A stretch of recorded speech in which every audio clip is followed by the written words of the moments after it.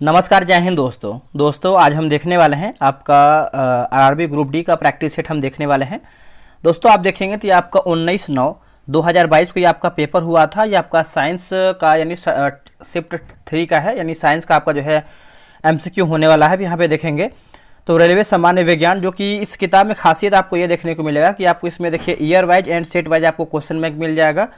18 से लेकर के 23 से जितना भी आपका एग्जाम हुआ है पूरा आपको यहाँ पर जो है साइंस क्वेश्चन मिल जाएगा। तो चलिए वीडियो को शुरू करते हैं। पहला हमारा प्रश्न क्या है देखेंगे। देखिए पहला प्रश्न है कि डीसी और एसी जनरेटर के बीच सबसे आवश्यक अंतर डैश है।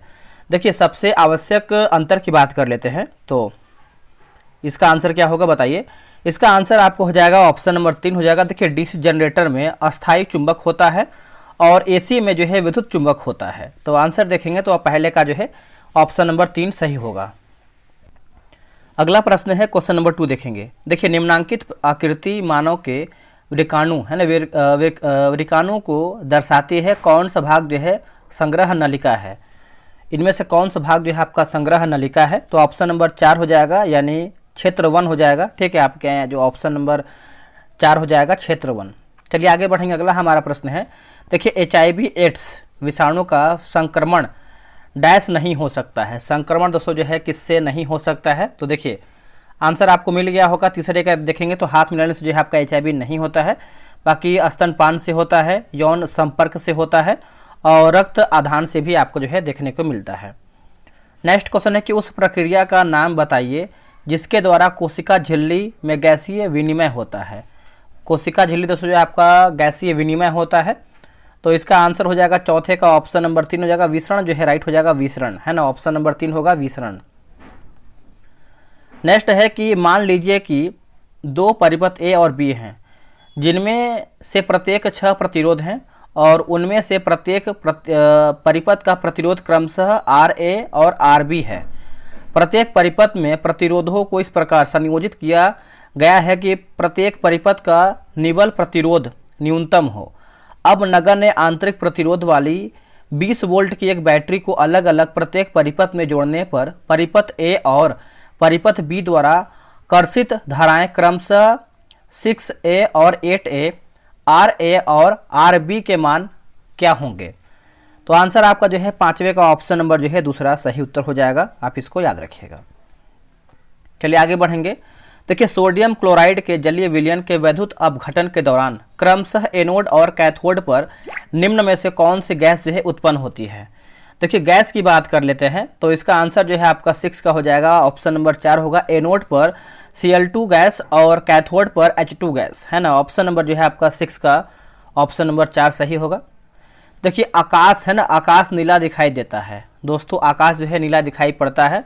तो कम तरंग दैर्ध्य के है ना, कम तरंग दैर्ध्य के प्रकाश का प्रकीर्णन हो जाएगा। ऑप्शन नंबर देखेंगे तो 7 का 2 आपका सही हो जाएगा। आधुनिक आवर्त सारणी में किसी समूह में नीचे की ओर जाने पर परमाणु आकार बढ़ता है, ऐसा क्यों। तो देखिए कोष की संख्या जो है बढ़ जाती है दोस्तों। ऑप्शन नंबर देखेंगे तो दूसरा हो जाएगा, कोष की संख्या जो है बढ़ जाती है। अगला है कि मान लीजिए कि किसी परिपथ में 220 वोल्ट विद्युत आपूर्ति वाली लाइन पर कई विद्युत लैंपों का उपयोग किए जाने की आवश्यकता है और बल्बों की रेटिंग 20 वाट निर्धारित है। यदि अधिकतम स्वीकार्य धारा 10 एम्पियर है तो 220 वोल्ट लाइन के दोनों तारों के बीच एक दूसरे के समानांतर क्रम में संयोजित किए जा सकने वाले लैंपों की संख्या ज्ञात करके बताना है। तो इसका आंसर देखेंगे तो ऑप्शन नंबर 4 110 जो है सही उत्तर हो जाएगा। 110 आपका राइट होगा। अगला हमारा है क्वेश्चन नंबर 10 का आंसर आप जान लीजिए। इसका आंसर देखिए क्या होगा। ये सब आपका सूत्र दिया गया, बोला कि दिया गया अभिक्रिया के लिए सही अभिक्रिया परिस्थितियों का चयन करके बताइए। वैसे आप इसको कमेंट बताइएगा, इसे जान लीजिए। आंसर आपका जो है उच्च दाब जो है सही उत्तर हो जाएगा, उच्च दाब। नेक्स्ट हमारा है कि 10 प्रतिरोध वाले 5 मिनट तक 5 एम्पियर की धारा प्रवाहित करने पर उत्पन्न उष्मीय ऊर्जा का मान क्या होगा। देखिए उष्मीय ऊर्जा का मान देखेंगे तो आपका ऑप्शन नंबर जो है ए, यानी ऑप्शन नंबर 1 सही उत्तर हो जाएगा। अगला कि अवक्षेपण अभिक्रियाएं तब होती हैं जब जलीय विलयन में पाए जाने वाले एक अभिकारक का धनायन और दूसरे अभिकारक का ऋणायन जो है मिलकर डैश बनाते हैं। तो आपका अघुलनशील आयनिक ठोस हो जाएगा, अघुलनशील आयनिक ठोस है ना, ऑप्शन नंबर 4 सही होगा। निम्नलिखित में से कौन से कोशिकांग केवल पादपों में पाए जाते हैं? दोस्तों केवल जो है पादपों में देखने को मिलता है, तो आपका लवक हो जाएगा, आंसर हो जाएगा लवक। चलिए नेक्स्ट हम बढ़ेंगे। नेक्स्ट हमारा प्रश्न है क्वेश्चन नंबर 14। निम्न में से कौन सा उपयुक्त परिस्थितियों में नवोद्मिद है ना, नवोद्मिद म के रूप में जो है विकसित होता है? तो इसका आंसर आप देखेंगे 14 का, तो ऑप्शन नंबर 4 हो जाएगा, बीज पत्र जो है सही उत्तर हो जाएगा, बीज पत्र, याद रखिएगा। अगला है कि आवर्धन की इकाई क्या है? देखिए आवर्धन की इकाई आप देखेंगे तो आपको हो जाएगा इसकी कोई इकाई नहीं है, इसकी कोई दोस्तों इकाई नहीं है, ऑप्शन नंबर 3 सही होगा। आगे हमारा प्रश्न है कि एक 4 सेंटीमीटर ऊंची सुई को 30 सेंटीमीटर फोकस दूरी वाले अवतल लेंस के सामने 45 सेंटीमीटर की दूरी पर रखा जाता है।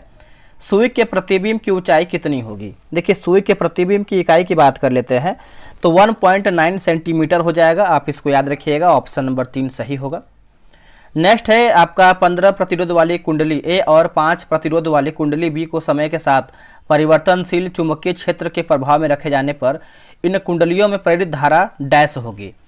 तो देखिए इसका आंसर आप देखेंगे 17 का, तो आपका भिन्न हो जाएगा, आंसर आपको हो जाएगा ऑप्शन नंबर 2। अगला के संतृप्त कार्बन यौगिक सामान्यतः डैश मतलब सामान्यतः होते हैं। तो देखिए आकर्षण का इलेक्ट्रोस्टैटिक बल होना, आकर्षण का इलेक्ट्रोस्टैटिक बल होना, ऑप्शन नंबर 2 सही उत्तर होगा। नेक्स्ट है कि जब किसी वस्तु को एक उत्तल दर्पण के सामने 21 सेंटीमीटर की दूरी पर स्थित एक बिंदु पर रखा जाता है तो इसका प्रतिबिंब दर्पण के पीछे 7 सेंटीमीटर की दूरी पर बनता है। अब कोई व्यक्ति वस्तु को खिसकाकर दर्पण के सामने 14 सेंटीमीटर की दूरी पर ले जाया जाता है, तब दर्पण से जो है आपका प्रतिबिंब की दूरी सेंटीमीटर में ज्ञात करके बताना है।